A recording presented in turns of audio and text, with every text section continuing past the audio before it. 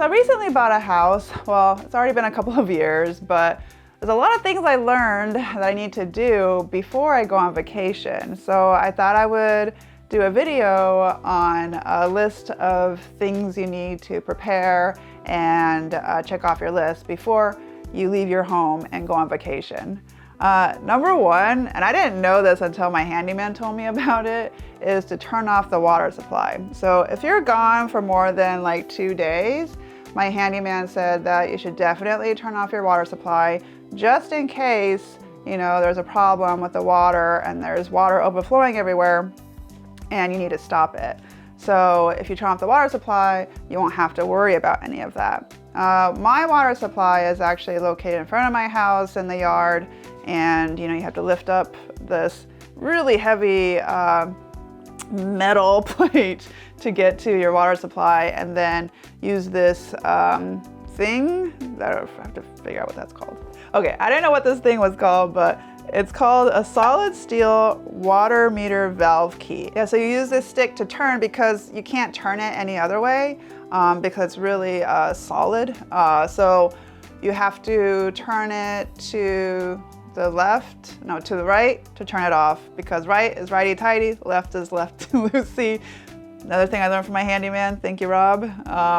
So that's how you know it's off. You can also, make sure that it's off by going into your home, making sure, turning on the water and seeing if that's all off. And if you still need to use the water a little bit, like to wash your hands, you still have enough water for that to wash your hands before it's completely shut off. So this is to avoid, any mishaps if you have like a water leak or something. You won't have to worry about that while you're on vacation. Another thing you should do is just to let your neighbors know that you're gonna be away for a bit. If I'm away for more than like a week, I will let my neighbors know that I will be away, just so they can keep an eye on everything, make sure there's no suspicious things going on around your house, or if a package accidentally gets mailed to your house, or if you're expecting something, you can let them know, like, hey, can you pick it up? Which has happened to me a couple times already. My awesome neighbor, he lives in front of me, but he keeps a great eye on my house. And whenever he sees anybody just lurking around, he always checks up on them to see what they're doing. He's picked up a couple of packages for me that arrived too early before I got home.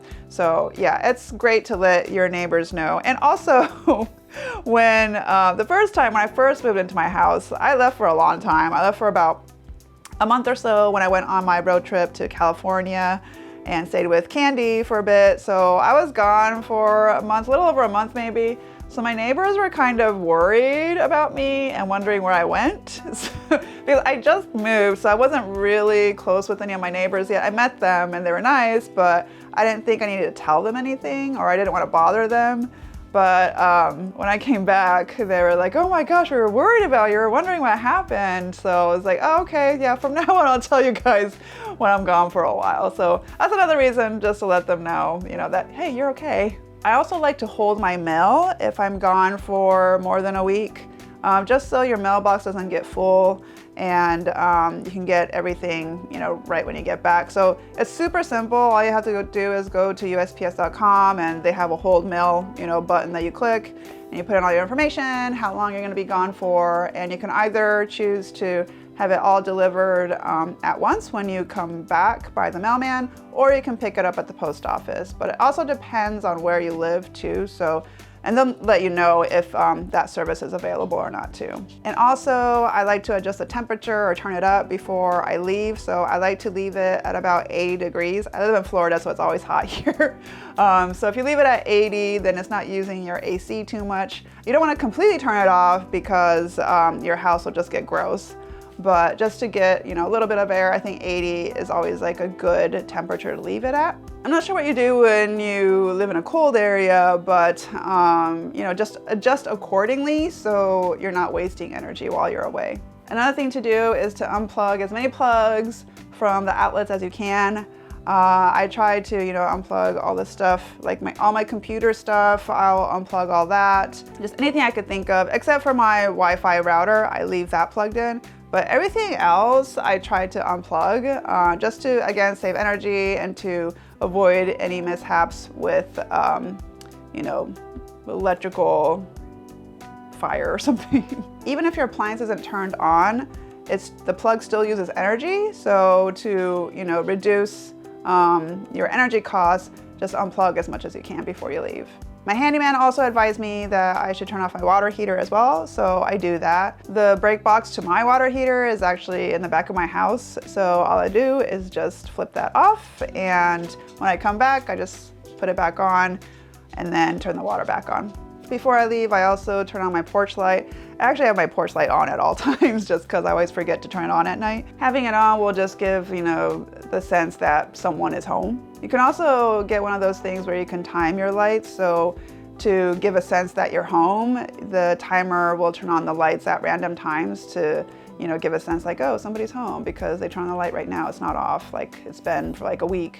So I don't have the timer lights. Like I said, my neighbor keeps a really good eye on my house, so I don't really feel like I have any safety issues or I'm gonna have any thieves come here. I also have cameras all around my house too, so that's another thing. So I have like lots of Ring cameras around my house, and I also have the Vivint system, so lots of security and cameras, plus my neighbor's watching, so I don't really feel like I need to have like these timed lights, but I think it's a good option to have if that'll give you more security and a peace of mind.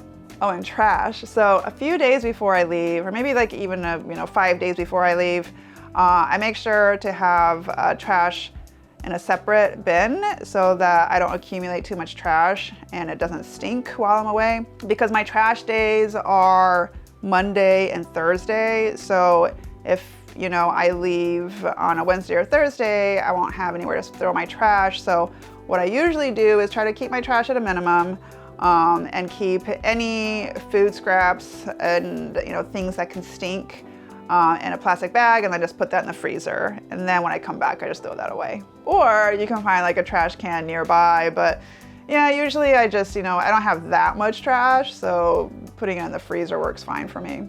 And if you have plants and you need to water them while you're away, I recommend these plant watering stakes. I've used them several times while I was on vacation.